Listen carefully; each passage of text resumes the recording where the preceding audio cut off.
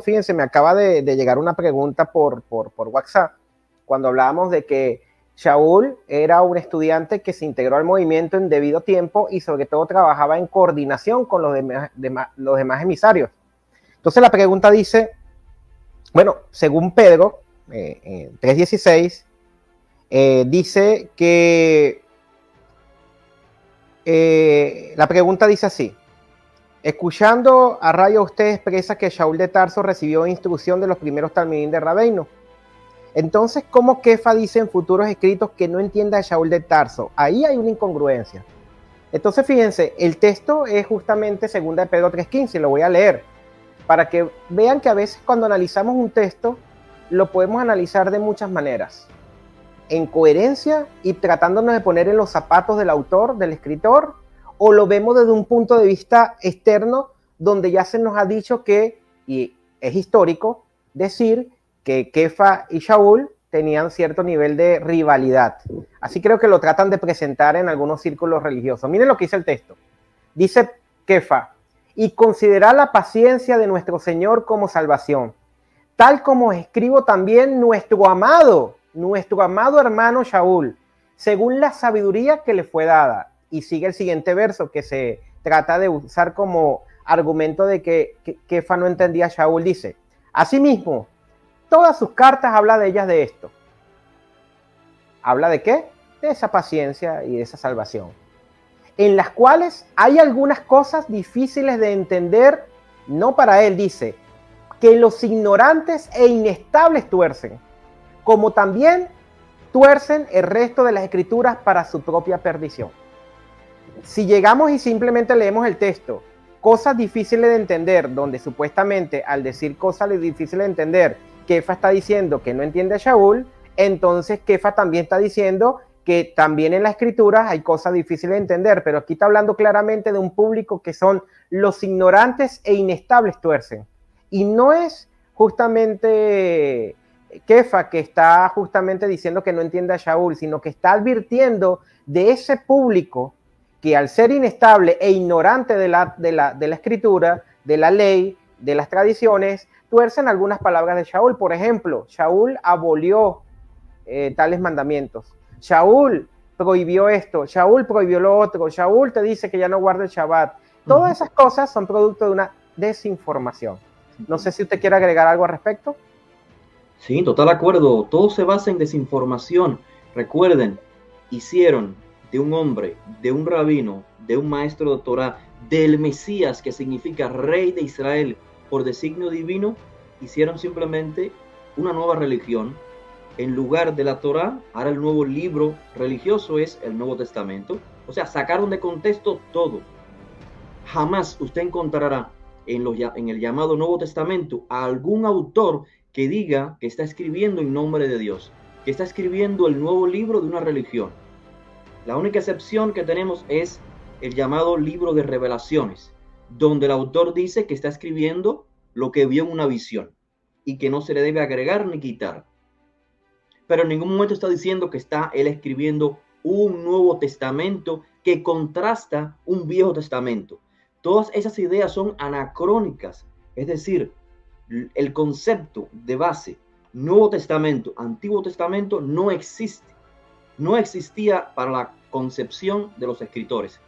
Luego, la religión occidental con intereses imperialistas, claro, necesita desvestir a Yahushua, necesita cambiarle ese vestido judío, ese contexto judío, necesita quitárselo, o sea, hacerlo un tipo universal. Contextualizando esto que decías del contraste entre Shaul y Pedro, fíjense un ejemplo más de cómo se leen las cosas de manera errada, basados en una interpretación errada, basándose en que Shaul era la contraparte o se sentía con algún complejo con referencia a Kefa. Cuando Shaul dice en la carta a las comunidades en Galatia, 3 años después de mi evento en Damasco, yo fui a Jerusalén, fui a ver a Kefa.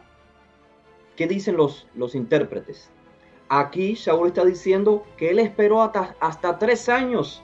O sea, que él no le interesaba conocer a Shimón Kefá, que fue 3 años después, mucho tiempo, cuando él vino a ver a Kefá y estuvo simplemente 15 días con él. La realidad es totalmente diferente. ¿Por qué 3 años? ¿No te has hecho la pregunta de por qué 3 años Saúl de Tarso fue a ver al discípulo más distinguido de Josué? Porque es que en el contexto judío 3 años son los que se necesitan para que la persona sea validada, para que te tomen en cuenta dentro de un movimiento. Y Saúl lo que está diciendo entonces es todo lo contrario. Tuve el respeto debido de no acercarme a Shimón Kefá, sino hasta que pasasen los 3 años. Y además el texto nos dice, fui a ver, como aquel que va a visitar a una persona, a saludarlo y más nada. El texto en griego emplea el término historzai, de donde viene también el término conocer, historia, abundar, adquirir conocimiento. En hebreo diríamos esto litros. Fui a adquirir conocimiento con Shimón Kefá. Así que la realidad es totalmente diferente, inclusive, y con esto finalizo, cuando Saúl de Tarso, en la carta a las comunidades en Galatia, dice que Shimón Kefá estaba actuando de manera hipócrita,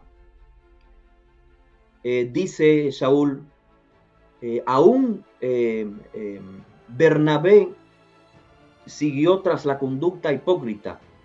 Y dije entonces enfrente o en la cara de Shimón Kefá, y comienza una crítica que le hace Shimón Kefá, lejos, fíjense, lejos de ver este enfrentamiento como una especie de degradación por parte de Saúl para con Kefá, lo que evidencia es todo lo opuesto, todo lo contrario. El mejor amigo de Saúl era Bernabé. Bernabé estaba presente.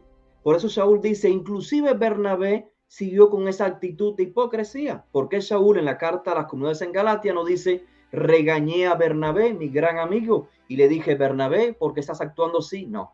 Saúl dice que tuvo que hablar con Shimón Kefá en presencia de todos. ¿Por qué razón? Porque Shimón Kefá es la mayor autoridad.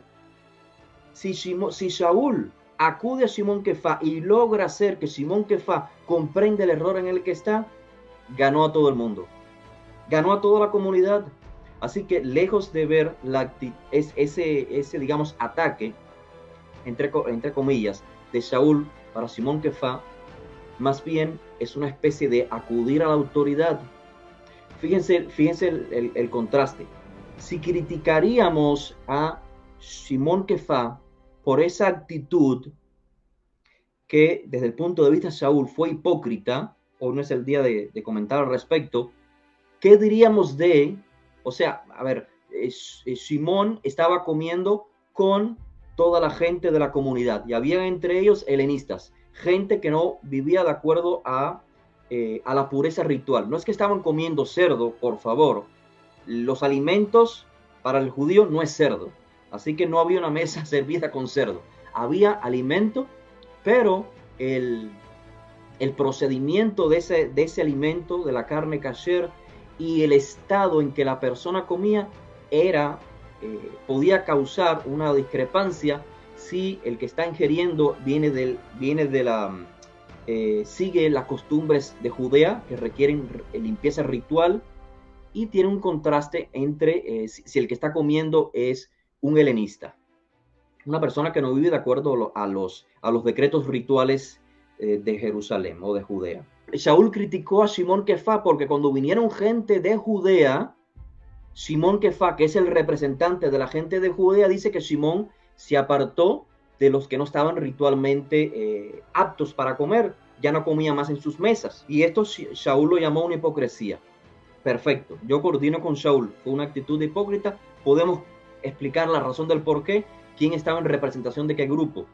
Si dice el texto que Shimón Kefá temió de los que vinieron de Judea, no temió porque él fuese menos importante, sino que temió que la gente que vino de Judea, digamos los tradicionalistas, percibieran una conducta errada. Ese es el temor. Ahora, ¿se puede criticar a Shimón Kefá? Shaul, ¿puedes criticar a Simón Kefá? Está bien. Miremos ahora a la actitud de Shaul. Shaul sale del concilio de Jerusalén, registrado en el capítulo 15 de Hechos. Sale con una carta que dice: no se debe obligar a la circuncisión. Circuncida a Timoteo. Y la pregunta es, pero Shaul, cuando tú circuncidas a Timoteo, estás diciéndole a las demás personas que tienen que circuncidarse para poder ser representante. ¿Acaso no es lo mismo que estaba haciendo o insinuando Simón al separarse de los helenistas y quedarse comiendo solamente con los que estaban circuncidados? Lo que quiero decir es lo siguiente: Shaul de Tarso tiene licencia para hacer eso porque él no es el líder principal. Al líder principal no se le puede perdonar ni el mínimo error, ni el mínimo error. Lo que pasa es que hoy tenemos simplemente dos correspondencias de tradición en los llamados evangelios que vienen de Simón Kefá, y lo que tenemos de Shaul es mucha información, muchos textos escritos por él. Por lo tanto, se le da más autoridad a Shaul como persona por la gran cantidad de escritos que hay en comparación con los pocos escritos de Simón Kefá. Adelante, estimado. Excelente, verdaderamente que es apasionante cómo comenzamos a unir todos estos elementos y sobre todo el ponernos en los zapatos tanto de Shaul como de Simón Kefá y entender el cómo reaccionaron ante determinada situación.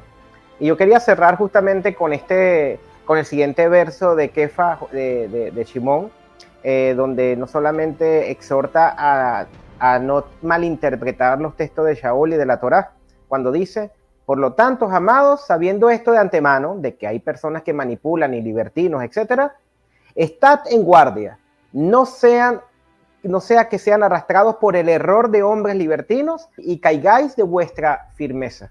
Imagínense cómo el mismo Kefá promueve que tratemos de mantenernos firmes y no malinterpretar, tergiversar las enseñanzas de Shaul. Ahora bien, siguiendo.